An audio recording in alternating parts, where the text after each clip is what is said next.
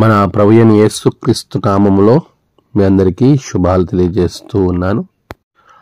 ఆరోహణము తర్వాత ఆదివారం దేవుణ్ణి ఆరాధించే ధన్యత దేవుడు మనకు అనుగ్రహించి ఉన్నారు. అందుని బట్టి ప్రభువుకు నేను కృతజ్ఞతా స్తుతులను చెల్లించుచూ ఉన్నాను. ప్రియులారా, అందరూ క్షేమంగా ఉన్నారు కదా? ఈ దినం కొరకు ఏర్పాటు చేయబడినటువంటి పాఠ్యభాగాలు మనం గమనిద్దాం. దాని నుండి కొన్ని తలంపులు ప్రభు మనతో ఏం మాట్లాడతాడు అనేది మనం ఆలోచన చేద్దాం. కీర్తన 42, ఎఫెసీయులకు రాసిన పత్రిక 1వ అధ్యాయం 15 నుండి 23, యోహాను సువార్త 7వ అధ్యాయం 33 నుండి 39. ఈ 3 పాఠ్యభాగాలు ఆధారంగా ప్రస్తుత సందర్భానికి అనుసరిస్తూ నేను ఏర్పాటు చేసుకున్న అంశము క్రీస్తు ప్రభుని ఆరోహణ ఆంతర్యము. ఆరోహణ ఆంతర్యము. ప్రియులారా, దేవుని మహాకృపలో మనమందరం కూడా ఒక కాలం వెంబడి మరొక కాలానికి ప్రయాణం చేస్తూ ఉన్నాం. ఈ యొక్క ఆరోహణము తర్వాత ఆదివారము లేకపోతే ఆరోహణాన్ని గురించి మనం ఆలోచన చేస్తూ ఉన్నప్పుడు the ascension of Jesus Christ, క్రీస్తు ప్రభుల వారి యొక్క ఆ యొక్క రాకడ సంబంధమైనటువంటి విషయాలను ఆరోహణము అనేది చాలా సుస్పష్టంగా జ్ఞాపకం చేస్తుంది.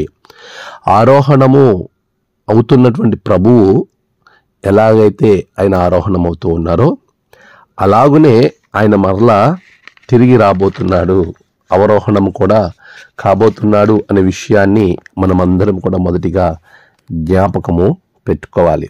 ఎందుకనంటే ప్రభువే చెప్తున్నటువంటి అనేకమైన మాటలు లూకాసు వార్త 21వ అధ్యాయము 27వ వచనాన్ని గనక మనం చదివినట్లయితే, అప్పుడు మనుష్య కుమారుడు ప్రభావముతోనూ మహామహిమతోనూ మేఘారూఢుడై వచ్చుట చూతురు. మేఘారూఢుడై వచ్చుట చూతురు అంటే తిరిగి రాబోతున్నాడు. ఇప్పుడు ఆరోహణం అయ్యాడు, మరలా అవరోహణం కాబోతా ఉన్నాడు. అంతేకాదు అపోస్తలుల కార్యాల గ్రంథము 1వ అధ్యాయము 11వ వచనంలో కూడా మనం చూస్తూ ఉన్నప్పుడు, ఏ రీతిగా పరలోకమునకు వెళ్ళుట మీరు చూచితిరో ఆ రీతిగానే ఆయన తిరిగి వచ్చునని వారితో చెప్పాను. ఏ రీతిగా వెళ్ళాడో మళ్ళా అదే రీతిగా తిరిగి వస్తాడు. ప్రకటన 1:7లో కూడా ఇవే మాటలు జ్ఞాపకం చేస్తున్నాడు. అంటే ప్రియులారా, ఆరోహణ ఆంతర్యములు ఎన్నో విషయాలు మనకి దాగి ఉన్నాయి. ఆరోహణమవుతున్న ప్రభు తిరిగి మరలా రాబోతా ఉన్నాడు. ఆరోహణమయ్యేటువంటి ప్రభువు తిరిగి మనల్ని అందరినీ తీసుకుని వెళ్ళడానికి రాబోతా ఉన్నాడు. ఆయన పొడిచిన ప్రతి నేత్రం చూస్తుంది అని ఈ ప్రకటన గ్రంథంలో 1వ అధ్యాయములో కూడా మనము చాలా స్పష్టంగా అక్కడ జ్ఞాపకం చేస్తూ ఉన్నాడు. 7వ వచనాన్ని గనక మనం చదువుతూ ఉన్నప్పుడు పద్మాస్ ద్వీపంలో ఉన్నటువంటి యోహాను భక్తుడు ఇలాగ అంటున్నాడు, ఇదిగో ఆయన మేఘారూఢుడై వచ్చుచున్నాడు, ప్రతి నేత్రము ఆయనను చూచును, ఆయనను పొడిచిన వారిని చూచుదురు, భూజనులందరూ ఆయనను చూచి రొమ్ము కొట్టుకొందరు. ఆయన వస్తా ఉన్నాడు, వచ్చినప్పుడు అందరూ చూస్తారు. పిల్లరా, ఆరోహణము తర్వాత ఆదివారం జరుపుకోవడం అనండి కేవలము యేసుప్రభు వారిని ఆయన శిష్యుల దగ్గర ఉండి వెళ్ళిపోయాడు, ఆరోహణం అయిపోయాడు అని మనము అక్కడతో సరిపెట్టుకోకూడదు. ఆయన ఏ రీతిగా వెళుతూ ఉన్నాడో అదే రీతిగా వస్తాడు అనే విషయము ఆరోహణములో దాగి ఉన్న అంతర్యం. అది పరిపూర్ణతను తీసుకొస్తుంది. అందుకే మనం గనక ఆరోహణము అనే విషయాన్ని కొంచెం లోతుకి మనము ఆలోచన చేస్తూ ఉన్నప్పుడు అసెన్షన్ ఆఫ్ జీసస్ క్రైస్ట్ అనే దానిని మనం జ్ఞాపకం చేసుకుంటే, అసెన్సియో లేసు లాటిన్ పదముగా మనం జ్ఞాపకం చేస్తూ ఉన్నాం. వెళ్ళినవాడు తిరిగి వస్తాడు అనే అర్థాన్ని మనం జ్ఞాపకం చేసుకోవాలి. వెళ్ళినవాడు తిరిగి వచ్చును. అంత మాత్రమే కాదు, ఇక్కడ చాలా అద్భుతమైనటువంటి పోలిక మనం చూడొచ్చు. యాష్ వెన్స్డే నుండి ఈస్టర్కు 40 days అయితే ఈస్టర్ నుండి అసెన్షన్కు 40 days. పిల్లరా గమనించాలి. యాష్ వెన్స్డే అంటే భస్మ బుధవారం నుండి ఈస్టర్కి 40 దినాలు అయితే ఈస్టర్ నుండి అసెన్షన్కు అంటే ప్రభు యొక్క ఆరోహణానికి మరలా 40 రోజులు. అది చాలా స్పష్టంగా వాక్యములోనే మనము చూడొచ్చు. అపోస్తలుల కార్యాల గ్రంథాన్ని మనం తెరిచి చూసినప్పుడు 1వ అధ్యాయములో అక్కడ జ్ఞాపకం చేస్తున్నాడు 3వ వచనం నుండి, ఆయన శ్రమ పడిన తర్వాత 40 దినముల వరకు వారికి కనబడుచు దేవుని రాజ్య విషయములను గూర్చి బోధించుచు అనేక ప్రమాణములను చూపి వారికి తన్ను తాను సజీవునిగా కనబరుచుకొనెను. చూసారా ప్రియా విశ్వాసి, 40 రోజులు ఆయన అందరికీ కనబడ్డాడు. ఈస్టర్ తర్వాత 40 రోజులను మనం కౌంట్ చేసుకుంటే ఆ రోజు ఆరోహణము అంటే మార్చి 31 ఈస్టర్ గనక మే 10 ఆరోహణ దినముగా మనం చూడొచ్చు, 40వ రోజు. ఈరోజు ఆరోహణం తర్వాత ఆదివారము మే 12th. ప్రియా విశ్వాసి, మనం గమనించుకోవాల్సినటువంటి విషయము, ఆరోహణమైనటువంటి దేవుడు తిరిగి అవరోహణముగా అంటే రాబోతున్నాడు అనే విషయాన్ని ఎవరు కూడా మర్చిపోకూడదు. మనము ప్రతి ఒక్కరికి ఆ విషయాన్ని తెలియచేయాలి. అదే ఆరోహణ అంతర్యం. ఈ దేవుని యొక్క తిరిగి వచ్చేటువంటి అవరోహణ ఆ ప్రశస్తమైన దినము కొరకు, లేకపోతే మహాదినము అని మనం పిలుస్తాం, అంత్య దినము అని మనం పిలుస్తాం, రకరకాలుగా ప్రభువు రెండవ రాకడ అని కూడా మనం దాన్ని సంబోధిస్తూ ఉంటాం. ఇటువంటి మహాదినము ఏదైతే ఉందో ఆ దినము కొరకు ఈ ఆరోహణ సత్యములు లేకపోతే ఆరోహణములో దాగి ఉన్న అంతర్యములు ఏమై ఉన్నాయి అని మనం చూస్తే, అసలు ఆరోహణాన్ని గురించి ప్రభు ఏం చెప్పాడు అనే విషయాన్ని మనం కొంచెం లోతుకి ఆలోచన చేస్తున్నప్పుడు చదువుకున్నటువంటి పాఠ్యభాగంలో నుండి యోహాను సువార్త 7వ అధ్యాయంలో ప్రభు ఎలా పలుకుతూ ఉన్నటువంటి మాటలు మనము చూడొచ్చు. గమనించండి, 33వ వచనం. యేసు, ఇంకా కొంతకాలం నేను మీతో కూడా నుందును, తర్వాత నన్ను పంపిన వాని యొద్దకు వెళ్ళుదును. అంటే ఆయన దిగి వచ్చాడు, ప్రభువు తిరిగి మరలా వెళ్ళబోతా ఉన్నాడు. ప్రియ విశ్వాసి, గమనించండి, నేను వెళ్తున్నాను, నేను వెళ్ళబోతున్నానని ఎప్పుడో ప్రభు తన శిష్యులకు చెప్పాడు, చెబుతూనే ఉన్నాడు. ఆయన ఆరోహణాన్ని గురించి అనేక సందర్భాల్లో ఆయన మాట్లాడుతూనే ఉన్నాడు. ఇటువంటి గొప్ప ఆరోహణ కార్యక్రమాన్ని మనం ఆలోచన చేస్తే, తిమోతికి రాసిన మొదటి పత్రిక 3వ అధ్యాయము 16వ వచనాన్ని మనం చదువుతున్నప్పుడు అక్కడ ప్రభు చాలా చక్కగా చెప్తా ఉన్నటువంటి మాట, నిరాక్షేపముగా దైవభక్తిని గూర్చిన మర్మము గొప్పదైనది. ఆయన శరీరుడుగా ప్రత్యక్షుడాయను, ఆత్మ విషయమున నీతిపరుడని తీర్పు నొందెను, దేవదూతలకు కనబడెను, రక్షకుడిని జనములలో ప్రకటింపబడెను, లోకమందు నమ్మబడెను, ఆరోహణుడై తేజోమయుడయ్యను. చూసారా, ఆయన ఆరోహణుడై తేజోమయుడైనాడు. ప్రత్యక్షపరచబడిన దేవుడు ఆరోహణుడు అయ్యాడు. అంత మాత్రమేనా? మనం ఆలోచన చేస్తున్నప్పుడు ఎఫెసీకి రాసిన పత్రిక 4:10 పౌలు చెప్తా ఉన్నాడు, క్రీస్తు ప్రభు వారి యొక్క ఆరోహణానికి ఏ రీతిగా గొప్ప వాల్యూ, లేకపోతే ఆయన ఆరోహణ గురించి సంబోధిస్తూ ఎఫెసీ 4:10, దిగినవాడు తానే సమస్తమును నింపునట్లు ఆకాశ మండలములన్నిటికంటే మరి పైకి ఆరోహణమైన వాడునై ఉన్నాడు. దిగినవాడు తానే సమస్తమును నింపునట్లు, ప్రతి ఒక్కటి ఫుల్ఫిల్ చేయడానికి, అన్నిటినీ పరిపూర్ణంలోనికి తీసుకురావడానికి తానే ఆరోహణుడైనట్టుగా చాలా స్పష్టమైనటువంటి మాటలు మనకి జ్ఞాపకం చేస్తూ ఉన్నాడు. ఆరోహణుడై ఆయన ఏమయ్యాడు? ఆరోహణమయ్యాడు. ఆయన ఎక్కడున్నాడు అని మనం ఆలోచన చేస్తే మార్కు సువార్త 16వ అధ్యాయము చాలా స్పష్టమైనటువంటి వివరణ మార్కు సువార్త ఇక్కడ ఇస్తా ఉన్నాడు. 19వ వచనాన్ని గనక మనం చదువుతూ ఉన్నప్పుడు, ఇలాగు ప్రభువైన యేసు వారితో మాట్లాడిన తరువాత పరలోకమునకు చేర్చుకొనబడి దేవుని కుడిపార్శ్వమున ఆసీనుడయ్యెను. ప్రభువు తన ప్రభువు యొక్క కుడిపార్శ్వమున ఆసీనుడయ్యాడు అనే విషయాన్ని చాలా స్పష్టంగా జ్ఞాపకం చేస్తున్నాడు.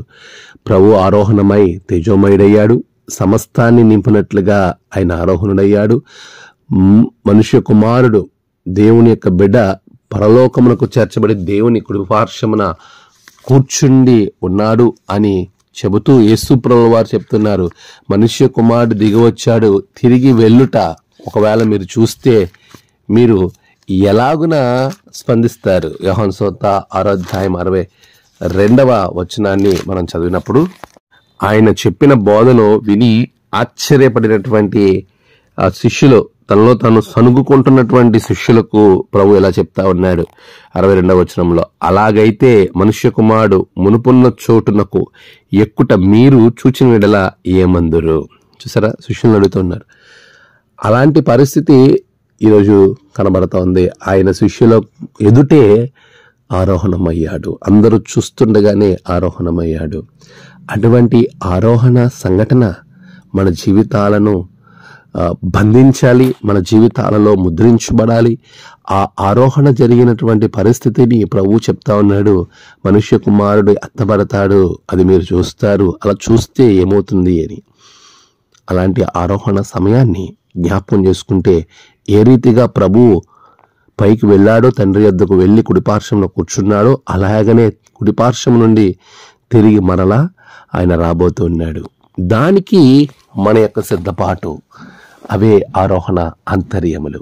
ఏంటి అంటే, మొదటిగా ఆరోహణ జరిగిన సంఘటనలు, ఆ సందర్భాలను మనం జ్ఞాపకం చేసుకుంటూ పాఠ్యభాగాల నుండి ధ్యానం చేద్దాం.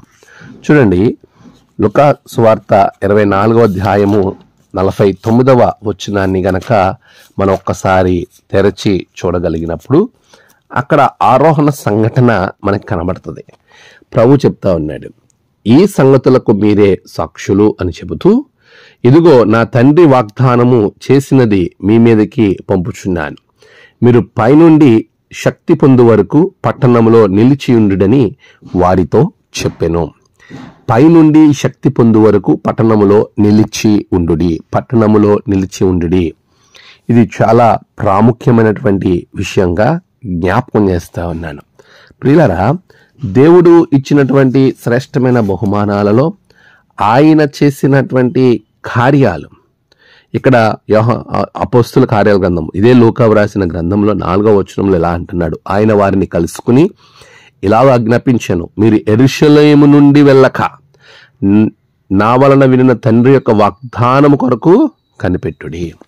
ప్రియులారా, పరిశుద్ధాత్మను పొందు వరకు మీరు కనిపెట్టండి, వాగ్దానం కొరకు కనిపెట్టండి అని ప్రభు చెప్తా ఉన్నాడు.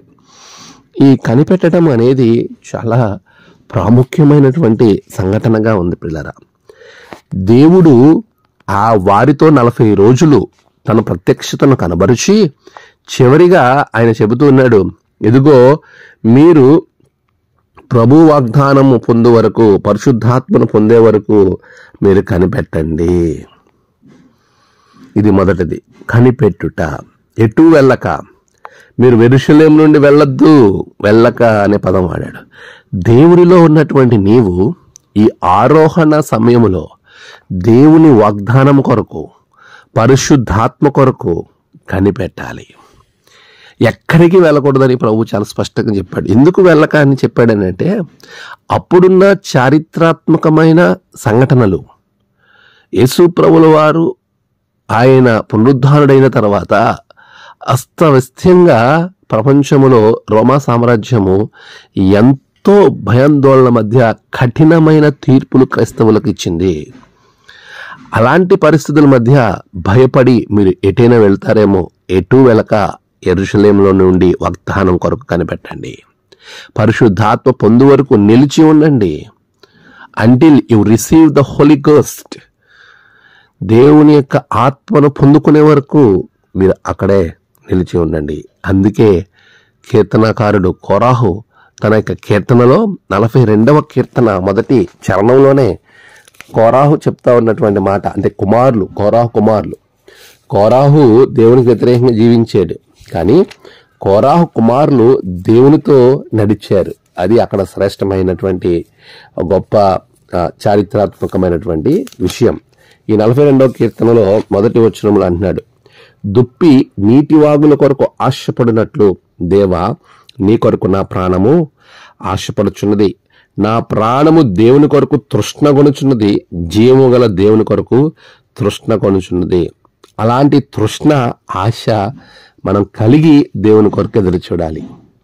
అలా చూసినప్పుడు మాత్రమే ప్రభు యొక్క ఆత్మ కొరకు ఆసక్తిగా నువ్వు ఎదురు చూడగలుగుతావు, దాన్ని వాగ్దానాన్ని పొందుకోగలుగుతావు. ఈరోజు చాలామంది పరిశుద్ధాత్మను పొందుకోవటానికి, దేవుని వాగ్దానం పొందుకోవడానికి ఓపికతో, ఆ ప్యాషనేటెడ్ హార్ట్తో ఎదురు చూసేవారు కొరత ఎక్కువగా కనబడతా ఉంది. ఇన్స్టెంట్కి అలవాటు పడిపోయిన జనాంగాలు మన చుట్టూ ఉన్నారు. Instant results, short cuts, developments, ఇట్లాంటి ట్రెండింగ్లోనికి యువత కానీ అనేక మంది కానీ వచ్చేసారు. ప్రియులరా, ఒక విషయాన్ని జ్ఞాపకం చేస్తాను. ఇన్స్టెంట్గా కానీ షార్ట్ కట్స్లో కానీ నువ్వు సంపాదించుకున్నటువంటి పేరు ప్రఖ్యాతులు అలాగనే ఇన్స్టెంట్గా షార్ట్ కట్లో అవి తిరిగిపోతాయి. ఏదేమైనా నిలకడగా, నిజాయితీగా నీవు వేచి చూచి వాటిని సంపాదించుకోవడము శాశ్వతంగా అవి నిలిచిపోతాయి, నీవు ఉన్నా లేకపోయినా. ప్రియులరా, ఈరోజు మనం జ్ఞాపకం చేసుకోవాల్సిన విషయం, దేవుని కొరకు కనిపెట్టడం, పరిశుద్ధాత్మ కొరకు కనిపెట్టడం, ఆయన సన్నిధి కొరకు కనిపెట్టడం, ఆయన ఆత్మ కొరకు కనిపెట్టడం. వారు అదే చేశారు. మేడగదిలోకి వెళ్ళి కనిపెట్టారు ఆత్మ కొరకు. నెక్స్ట్ వీక్ మనం ధ్యానం చేస్తాం. పెంతెకోస్తు అనే పండుగ దినమున ఆత్మ వారి మీద కురిపింపబడ్డది. దేవుడిచ్చిన గొప్ప వాగ్దానాలు వారు పొందుకున్నారు. ప్రియులరా, ఈరోజు నువ్వు జ్ఞాపకం చేసుకో, ఆయన వాగ్దానాన్ని పొందుకోవడానికి, ఆ ఆత్మను పొందుకోవడానికి మనము పరిపూర్ణమైన విశ్వాసం కలిగి ఉండాలి. అదే అంటున్నాడు సువార్త పాఠ్య భాగంలో, యోహాను సువార్త 7:39 ప్రభు చెప్తున్నాడు, తన యందు విశ్వాసం ఉంచు వారు పొందబో ఆత్మను గూర్చి ఆయన ఈ మాట చెప్పాను. తన యందు విశ్వాసముంచు వారు పొందబో ఆత్మ. ఎవరైతే దేవుని యందు విశ్వాసం ఉంచి ఆశతో, ఆసక్తితో, తృష్ణగొని వేచి ఉంటారో, ఎదురు చూస్తారో, అలాంటి వారికి ఆత్మను దేవుడు అనుగ్రహిస్తాడు. ప్రియులరా, మరి అలాగున కనిపెట్టడానికి నువ్వు ఇష్టంగా ఉన్నావా? దేవుని కొరకు అలా కనిపెట్టాలి. ప్రభు కొరకు అలా కనిపెట్టే వారంగా మనం ఉండాలి. అప్పుడే మనం ఆత్మను పొందుకుంటాం. అప్పుడే మనము ఆత్మను సంపాదించుకుంటాం. దేవుని వాగ్దానాన్ని పొందుకుంటాం. దైవ వాగ్దానం పొందుకొని ఆత్మను సంపాదించుకున్న తర్వాత మనము చేయాల్సిన మరొక కార్యం ఉంది. అపోస్తుల కార్యాల గ్రంథము ఆరోహణ అంతర్యములో, అపోస్తుల కార్యాల గ్రంథము 1వ అధ్యాయము 8వ వచనాన్ని మనం చదువుతున్నప్పుడు అక్కడ అంటున్నాడు, అయినను మీరు పరిశుద్ధాత్మ మీ మీదకు వచ్చినప్పుడు మీరు శక్తి నొందుదురు గనక మీరు యెరూషలేములోను, యూదయ, సమరయ దేశమంతటా భూదిగంతముల వరకును నాకు సాక్షులయ్యుందురని వారితో చెప్పాను. ఈ మాటలు చెప్పి వారు చూచుచుండగా ఆయన ఆరోహణమాయెను. ఈ ఆరోహణ సంఘటనలో ఆంతర్యంలో రెండవది, మొదటిది ప్రభు వాగ్దానము, ఆయన పరిశుద్ధాత్మ కొరకు వేచి ఉన్న నీవు విశ్వాసం ద్వారా ఆశ కలిగి, తృష్ణగని నీవు ఆయన వాగ్దానం కొరకు, ఆత్మ కొరకు ఎదురు చూస్తే నువ్వు అది పొందుకుంటావు. ఆత్మను పొందుకున్న నీవు చేయాల్సిందంటే ఆయనకు సాక్షిగా నిలబడాలి. దేవునికి సాక్షిగా మనం ఉండాలి. అదే అంటున్నాడు, సాక్షులై ఉండుట. దీనికి చక్కటి ఉదాహరణ పత్రిక భాగం, ఎఫెసీయులకు రాసిన పత్రిక 1వ అధ్యాయము 15వ వచనాన్ని మనం ఒక్కసారి చదివినప్పుడు అక్కడ పౌలు ఎఫెసీ సంఘాన్ని గురించి మంచి సాక్ష్యం చెప్తా ఉన్నాడు. ఈ హేతువు చేత ప్రభు అయిన యేసునందలి మీ విశ్వాసమును గూర్చియు పరిశుద్ధులందరి ఎడల మీరు చూపుచున్న విశ్వాసమును గూర్చియు నేను వినినప్పటి నుండి మీ విషయమై మానక దేవునికి కృతజ్ఞతాస్తుతులు వినినప్పటి నుండి అంటే వారు ఇంతకు ముందు లేదు వాళ్ళకి అలాంటి సాక్ష్యం. ఎఫెసీని గురించి కొన్ని విషయాలు మీకు తెలియజేయడానికి నేను ఇష్టపడతా ఉన్నాను.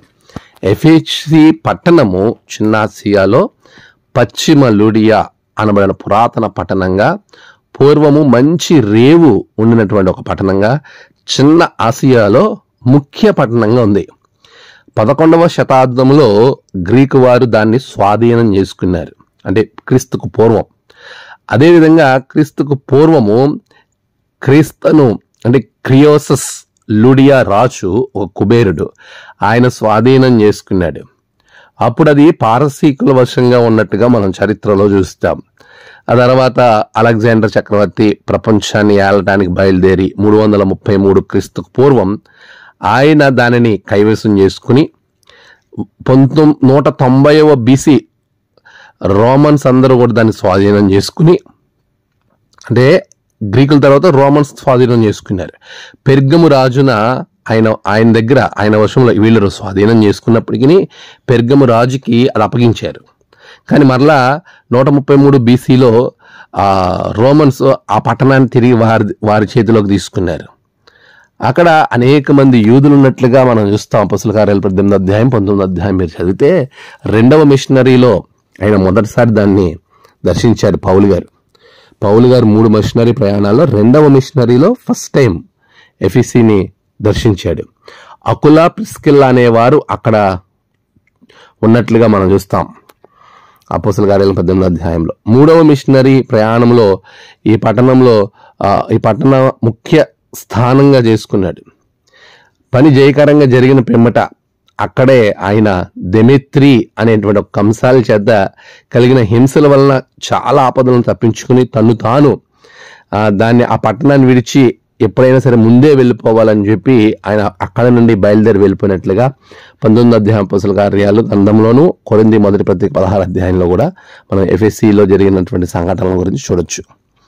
3వ మిషనరీ ప్రయాణంలో తిరిగి వచ్చుచున్నప్పుడు అతడు ఎఫెసీలో ఉన్న పెద్దల్ని పిలిపించుకున్నాడు. మిలెతుకు పిలిపించుకుని అక్కడ పెద్దలందరికీ కూడా హెచ్చరిక ఇచ్చాడు. అపొస్తలుల కార్యాలు 20వ అధ్యాయం 16 నుండి మీరు చదువుకుంటే చివరి వరకు కూడా పెద్దలకు ఆయన ఇచ్చిన హెచ్చరికలు ఎఫెసీ సంఘ పెద్దలకు. చెరలో ఉన్నప్పుడు ఈ సంఘానికి ఈయన ఉత్తరం రాయడం మనం చూస్తూ ఉన్నాం. ఆయన అరెస్ట్ చేయబడినప్పుడు యోహాను చిన్న పత్రికల్లో కూడా, అంటే యోహాను రాసిన ప్రకటన గ్రంథంలో చిన్న పత్రికలు రాశాడు ప్రతి సంఘానికి, 7 సంఘాలకి కూడా. అందులో ఎఫెసీ కూడా ఒకటిగా ఉంది. ప్రకటన గ్రంథం 2:1-7 కానీ, ప్రకటన గ్రంథం 1:11 కానీ మనం చూస్తే ఎఫెసీకి అక్కడ హెచ్చరికలు లేకపోతే అప్రిషియేషను అన్నీ మనం చూస్తాం. అంత మాత్రమే కాదు, ఎఫెసీ అపొస్తలుడైన యోహాను తన చివరి సంవత్సరం ఈ పట్టణంలో గడిపాడని చరిత్ర చెప్తా ఉంది. ఈ పట్టణంలో 3వ సార్వత్రిక మహాసభ చరిత్రలో 431వ సంవత్సరంలో కౌన్సిల్ ఆఫ్ ఎఫెసస్ అనబడినటువంటి ఆ అద్భుతమైనటువంటి సభ ఇక్కడ జరిగింది. 449లో మరలా కూడి సంఘ చరిత్ర, అక్కడ వారందరూ కూడా సంఘానికి సంబంధించిన కీలకమైనటువంటి నిర్ణయాలు తీసుకున్నట్లుగా చరిత్రలో కనబడతా ఉంది. టర్కీలోని సెల్కుక్ సమీపాన ఈ పట్టణం ప్రస్తుతం ఉంది. 3వ ఎక్యుమెనికల్ కౌన్సిల్ రోమన్ ఎంపరర్ అధ్యక్షతన థియోడోసియస్ అనబడినటువంటి వాని సమక్షంలో నైసియా క్రీడ్ 325లో ప్రవేశపెట్టినటువంటి ఈ నైసియా విశ్వాస ప్రమాణాన్ని ఇక్కడ ధృవీకరించి కాన్స్టంటైన్ పేట్రియార్క్ నెస్టోరియన్ బోధనలు ఖండించారు. క్రిస్టోకోస్ క్రీస్తు వాహకుడు పిలువబడు అనేదాన్ని థియోటోకోస్ దేవుని మారుపేరు కాదు అనేటువంటి విషయాలను, ఎన్నో సిద్ధాంతపరమైన విషయాలను ఇక్కడ చర్చించడం జరిగింది. క్రైస్తవ సమైక్య ఇక్కడే ప్రారంభించబడింది. ఎఫెసు పట్టణము పూర్వము ఎంతో వ్యతిరేకతను కలిగి ఉన్నప్పటికీ పౌలు చెప్పినట్లుగా దేవుని యొక్క సాక్ష్యము కలిగి ముందుకు వెళ్ళినటువంటి పరిస్థితి ఎఫెసు పట్టణంలో మార్పులో మనము చాలా స్పష్టంగా మనం జ్ఞాపకం చేసుకోవచ్చు. నీ క్రియలను, నీ కష్టమును, నీ సహనమును నేను ఎరుగుదును, కావున దుష్టులను సహింపలేవనియు అపోస్తులు కాకయే తాము అపోస్తులని చెప్పుకొనుచున్న వారిని పరీక్షించి వారు అబద్ధికులని నీవు కనుగొంటివనియు నీవు సహనము కలిగి నా నామము నిమిత్తం భారం భరించి అలయలేదనియు నేను ఎరుగుదును. ఇది ఎఫెసీకి ఉన్నటువంటి గొప్ప సాక్ష్యం. ఇక్కడ కూడా పౌలు చెప్తా ఉన్నాడు, నేను పరిశుద్ధులందరి ఎడల మీరు చూపుచున్న విశ్వాసమును గూర్చి నేను వినినప్పటి నుండి, అంటే మీ అందరి మీకున్న విశ్వాసము, ఇతరుల ఎడల మీకున్నటువంటి మీరు చూపుతున్న విశ్వాసాన్ని బట్టి నేను ఎంత సంతోషిస్తున్నాను గొప్ప సాక్ష్యము ఎఫెసీ పట్టణం కలిగి ఉంది. ప్రియులారా, మరి నీవు ఎలాంటి సాక్ష్యం కలిగి ఉన్నావు? అక్కడ అపొస్తలుల కార్యాల గ్రంథంలో 1వ అధ్యాయము 8వ వచనంలో అంటున్నాడు, మొదట మనం కలిగి ఉండాల్సింది మన ఇంటిలో కలిగి ఉండాలి. అదే దానికి సాదృశ్యంగా మాట్లాడుతూ ఉన్నాడు ఇక్కడ. చూడండి, మీరు యెరూషలేములోను, యెరూషలేం అంటే ఇంటికి సాదృశ్యం. రెండవది యోదయ అంటే మన ప్రక్క కుటుంబస్తులు, అంటే మన స్నేహితులు, బంధువులు, నైబర్స్. మూడవది సమరయ అంటే అన్యుల మధ్యలో. నాలుగవది దేశములు ఎన్నంతటా, అంటే ప్రతి చోట నీ దేశంలో నువ్వు వెళ్ళు, ప్రతి స్థలము నీ చుట్టుపక్కల ఉన్నటువంటి స్థలాలన్నింటిలో. ఐదవది నువ్వు ఎక్కడికి వెళ్తే అక్కడ భూదిగంతముల వరకు. 5 స్టెప్స్గా మనం సాక్ష్యం కలిగి ఉండాలి. మన కుటుంబంలో, మన బంధువులు, స్నేహితుల్లో, అంత మాత్రం కాదు, మన క్రైస్తవ విశ్వాసం కాకుండా ఇతర విశ్వాసాల మధ్య సమరయులంటే దేశములంతటా, నీ దేశంలో, ఐదవదిగా ప్రపంచమంతా భూదిగంతముల వరకు నువ్వు ఎక్కడికి వెళ్ళినా క్రీస్తు సాక్షిగా ఉండాలి. అలాంటి సాక్ష్య జీవితం ఎఫెస్ కలిగి ఉంది. మరి నీవు కలిగి ఉన్నావా? సాక్షులుగా జీవించు. దేవుని వాక్యం మాట్లాడు. మూడవదిగా ఈ యొక్క ఆరోహణ అంతర్యాన్ని మనం ఆలోచన చేస్తున్నప్పుడు లూకాసు వార్త 24వ అధ్యాయము 52వ వచనాన్ని మనం చూస్తే అక్కడ అతి స్పష్టంగా మరొక అంశము, దేవుడు ఏర్పాటు చేయబడినటువంటి కార్యాలు మనం చూస్తాం. 51లో వారిని ఆశీర్వదించుచుండగా ఆయన వారిలో నుండి ప్రత్యేకింపబడి పరలోకమునకు ఆరోహణుడాయను. ఆయన ఆరోహణ అయిందారు. తర్వాత వీరేం చేశారు? వారు ఆయనకు నమస్కారము చేసి మహానందముతో యెరూషలేమునకు తిరిగి వెళ్ళి ఎడతెగక దేవాలయములో ఉండి దేవుని స్తోత్రము చేయుచుండిరి. దేవాలయములో ఉండి దేవుని స్తోత్రము చేయుచుండిరి. మూడవది మనం చేయాల్సిన విషయం ఏంటంటే దేవుణ్ణి స్తుతించాలి. ప్రభువులో ఉండాలి. మనం నిరంతరము దేవునిలో ఉండాలి. దేవుణ్ణి విడిచిపెట్టకూడదు. చాలామంది సాక్ష్యం కలిగి ఉంటారు, ఆత్మను పొంది ఉంటారు, కొంతకాలానికి ప్రభువుని విడిచి వెళ్ళిపోతారు. లేకపోతే స్వస్థతలు పొందుకుంటారు, దేవుని యొద్ద ఎన్నో కార్యాలు వారు రుచి చూస్తారు, తర్వాత దేవుని వదిలిపెట్టి లోకంలో కలిసిపోతారు. అలా చేయకూడదు. ప్రభువు వెళ్ళిపోయాడు కదా, ఇంకా మనకు నచ్చినట్టు జీవించవచ్చు అని అనుకోలేదు ఆనాటి శిష్యుడు. వారు దేవుణ్ణి కొనియాడుతున్నారు, దేవుణ్ణి స్తోత్రం చేస్తున్నారు. ఎలాగంటే దేవాలయంలో ఉండి ఎడతెగక దేవుణ్ణి స్తోత్రం చేయుచుండిరి. ప్రభువుకి అలాంటి స్తోత్ర గీతము మనం నిరంతరం చేయాలి. ప్రభువుని నిరంతరం ఆయనలో ఉండేవారంగా, ఆయనను కలిగి దేవుని స్తుతించాలి తప్ప ఆయన లేకుండా మనం దేవుని స్తుతించడం వల్ల ఉపయోగం లేదండి. చాలామంది దేవుణ్ణి హృదయంలో పెట్టుకోకుండా పగ, కక్ష, అసమాధానము ఇవన్నీ మనసులో ఉంచుకుని ప్రభువుని స్తుతిస్తారు, ప్రభు బలంలో పాల్గొంటారు. వాళ్ళందరూ కూడా ఇస్కరియోతు అపవాది సంబంధులుగా మనకు కనబడతా ఉన్నారు. అందుకే ప్రభు కూడా నాలో ఉన్నవారు, నాతో ఉన్నవారు, నన్ను కలిగిన వారు అనే మాటలు యోహాను సువార్త 7వ అధ్యాయంలో చాలా సందర్భంలో 37వ వచనం నుండి 39వ వచనం వరకు కూడా చూస్తే ఆయన మాట్లాడుతూ ఉన్నాడు. అంత్యదినమున యేసు నిలిచి ఎవడైనా నువ్వు దప్పికొని నా యొద్దకు వచ్చి, దప్పి తీర్చుకొని వాళ్ళు నా యొద్దకు రావాలంటున్నాడు. అంతే 38లో ఏమంటున్నాడంటే ఆయన నా యందు విశ్వాసం ఉంచు, అంటే నాలో విశ్వాసం ఉంచాలి అనే పదం వాడుతూ ఉన్నారు. 39లో తన యందు విశ్వాసం ఉంచేవారు, చూసారా పిల్లరా, నా యొద్దకు రావాలి, నాలో ఉండాలి. ఇది నా యందు, నాలో ఉండండి. అక్కడ వారు కూడా దేవాలయంలో ఉన్నారు, ఉండి ప్రభువుకు నమస్కారం చేశారు, ప్రభువుని కృతజ్ఞతాస్తుతులు చెల్లించారు, ఎడతెగక చెల్లించారు. ఈరోజు మరి నీవు దేవుల్లో ఉండి స్తుతించాలి. దేవాలయంలోకి వెళ్ళి స్తుతించారు, వాళ్ళు ఇంటి దగ్గరికి వెళ్ళి స్తుతించలేదు. ఎంతో విపత్కర పరిస్థితుల మధ్య, ఎంతో భయానకమైన స్థితిమతుల మధ్య, చెదిరిపోయినటువంటి పరిస్థితుల నుండి తిరిగి మరలా దేవాలయంలోకి వెళ్ళి వారు దేవుణ్ణి స్తుతించడం అంటే అది చాలా గొప్ప సంగతి. ప్రియులారా, మరి నీవు దేవుల్లో ఉండి ప్రభువుని స్తుతిస్తున్నావా? దేవుల్లో ఉండాలి. ప్రభు రాకడ వరకు మనం ఆయనలో ఉండాలి. ఆరోహణమైన దేవుడు అవరోహణం అవుతున్నాడు, అంటే రాబోతున్నాడు. ఆయన రెండవ రాకడ రాబోతోంది. ఏ రీతిగా వెళ్ళాడో ఆ రీతిగా ఆయన రాబోతున్నాడు. ఆయన రాబోయే ముందుగా మనము దేవునిలో స్థిరపరచుకుందాం. ఈ ఆరోహణ ఆంతర్యములలో దాగి ఉన్న మర్మములు, ఆరోహణంలో దాగి ఉన్న అంతర్యాలు మనం జ్ఞాపకం చేస్తున్నాం. ఆయన ఆరోహణమయ్యి మనకి జ్ఞాపకం చేస్తున్న ఆధ్యాత్మిక సత్యం, నీవు దేవుని వాగ్దానం కొరకు, ఆత్మ కొరకు ఆశతో తృష్ణ కలిగి దుప్పి నీటి వాగల వరకు ఆశపడినట్లుగా నువ్వు కనిపెట్టాలి. అలా కనిపెడితే విశ్వాసంతో ఉన్న నీవు దేవుడు ఆత్మను అనుగ్రహిస్తాడు. ఆత్మను అనుగ్రహించుకున్న తర్వాత సాక్ష్య జీవితం కలిగి ఉండాలి. ఎలాంటి సాక్ష్యం అంటే మన యెరూషలేములో అంటే ఇంటిలో, యోదయాలో నీ స్నేహితులు, బంధువుల్లో, సమరయలో అంటే క్రైస్తవ విశ్వాసం కాని వారి ఎడల, దేశమంతటా, నీ దేశమంతటిలోనూ భూదిగంతం వరకు నువ్వు ఎక్కడికి వెళితే అక్కడ సాక్షులుగా ఉండాలి. ఎఫెసు సంఘం సాక్ష్యం కలిగి ఉంది. మూడవదిగా సాక్ష్యం కలిగి ఉన్న నీవు సాక్ష్యాన్ని కోల్పోకూడదు. ఆ సాక్ష్యాన్ని ఎంతవరకు అంటే దేవుని రాకడ వరకు కలిగి ఉండాలి. ప్రభువులో ఉండి ఆయన్ని స్తోత్రం చేస్తూ ఆయన స్తుతించే వారంగా ఉండాలి. దేవునిలో లేకుండా స్తోత్రం చేయకూడదు, ప్రభువుని స్తుతించకూడదు. దేవునిలో ఉండే స్తుతించాలి, ప్రభువుని కలిగి స్తుతించాలి. నాయందు ఉండేవారికి, నాలో ఉన్నవారు ఫలిస్తారు. యోహాను సువార్త 15వ అధ్యాయంలో చెప్తాడు, నాలో ఉండాలి అనే పదం వాడతాడు. ఇన్ క్రైస్ట్, ఎన్ క్రిస్టోస్ అనే పదం గ్రీకులో వాడబడింది. అంటే క్రీస్తులో ఉండాలి, దేవుణ్ణి కలిగి ఉండాలి. తెలుసుకుని ఉండడం కాదు. మనకంటే గొప్పగా క్రైస్తవేతరులు యేసుని గురించి తెలుసు, అనేక మంది యేసుని గురించి తెలుసు, కానీ ఎవరు యేసు ప్రభువులో లేరు. అందుకే రోమా పత్రికలు అంటాడు పౌలు, ఇదిగో హృదయంలో విశ్వసించాలంటాడు, నోటితో ఒప్పుకుంటే సరిపోదంటాడు. అలాంటి వారే రక్షింపబెడతారు. నీవు నోటితో ఒప్పుకుంటున్నావు, కానీ హృదయంలో విశ్వాసం ఉందా? ఆయనను కలిగి ఉన్న వారికే విశ్వాసం ఉంటుంది. చాలా మంది క్రైస్తవేతరులు యేసు ప్రభు కూడా ఒక దేవుడండి, యేసు నమ్ముకుంటున్నామండి, యేసు బాబు కోసం మా కోసం ప్రార్థన చేయండి యేసు బాబు, కానీ అనేక మాటలు మన చుట్టూ ఉన్నవారు చెబుతారు. కానీ అంతటితో సరిపోదండి, క్రీస్తును కలిగి ఉండాలి. అలా ఉండి దేవుణ్ణి స్తుతించగలిగిన వారు ఆశీర్వదింపబడతారు, రాకడలో ఎత్తబడతారు. అటువంటి ఆశీర్వాదము దీవెన ప్రభు మీకు అనుగ్రహించును గాక. ఆమేన్. ప్రార్థన. సర్వోన్నతుడా, నీకు వందనాలు. ఆరోహణాంతర్యమును నేర్చుకున్న మేము కనిపెట్టి ఆత్మను పొందుకుని సాక్షులై జీవించి నీలో ఉండి నిన్ను స్తుతించే భాగ్యము మాకు దయచేయండి.